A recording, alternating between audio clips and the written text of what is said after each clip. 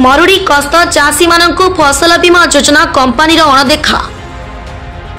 5/12/2024 तारीख कोलामुंडा ब्लॉक ग्राम पंचायत उछुला आईली मखला ग्राम को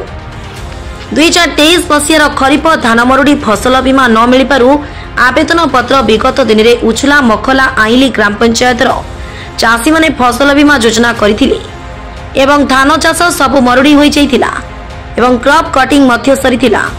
बहुत दिन बीती जाइछि मात्र ए पर्यंत चाषी भाई माननकु बीमा टंका मिल पारला नाही। मरुड़ी घोषित हेबा परे धान बिक्री होई नथिला। एहर तदारक पाई जिलापाल पीडीओ तहसीलदार मध्य से जगह को तदारक पाई जाइथिले एवं प्रतिश्रुति मध्य देइथिले बीमा टंका समस्तंकु मिलिब एवं कंपनी माननक सहित कथावार्ता होई कि टंका समस्तंकु दिया जिवो मात्र आज पर्यंत टंका मिल पारला नाही।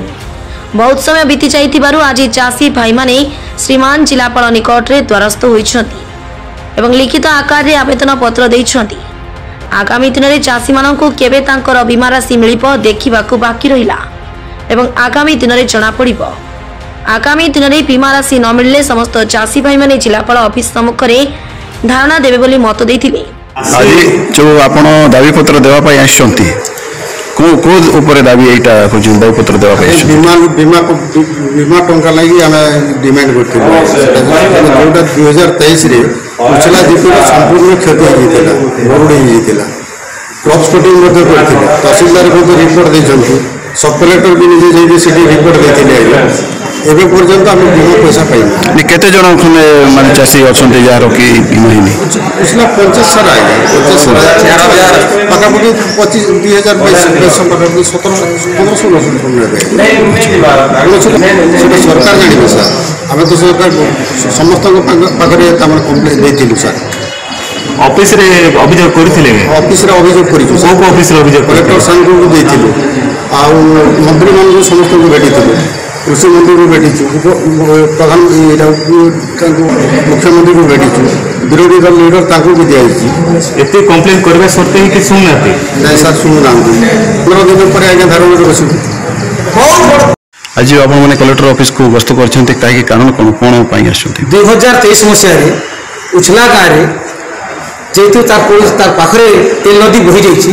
तेल नदी पानी गुड़ाक उछला गाँव संपूर्ण जो चाष जमी पानी बही जाइथिला से वर्ष धान खरा मत प्रबल हवा सत्ते हवा जोगु से अंचल संपूर्ण धान संपूर्ण नष्ट करागला तार कंप्लेन से मसिया रे आमे धर्मगढ़ सब कलेक्टर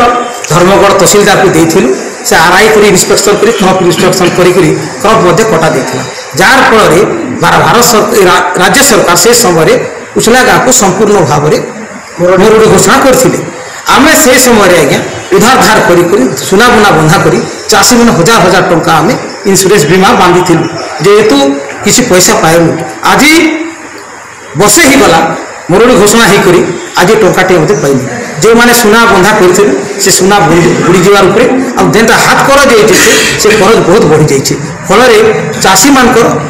संपूर्ण मेरुदंड भांगी जाइए आर्थिक अवस्था शोचनीय अच्छे आम बाध्य हो आम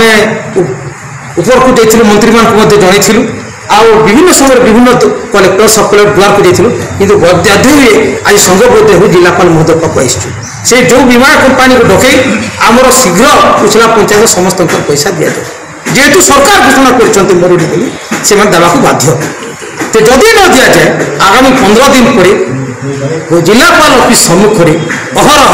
धारणा दिते दिन पर्यंत सरकार कड़ा प्रतिश्रुति केवल न पाइछु आम बीमा टंका आम टंका आमको देवाई आम सरकार को निवेदन करुचु इटा आमर हक अच्छे। कलाहांडी जिला bureau chief Madhav Sahu report Sai सत्य न्यूज।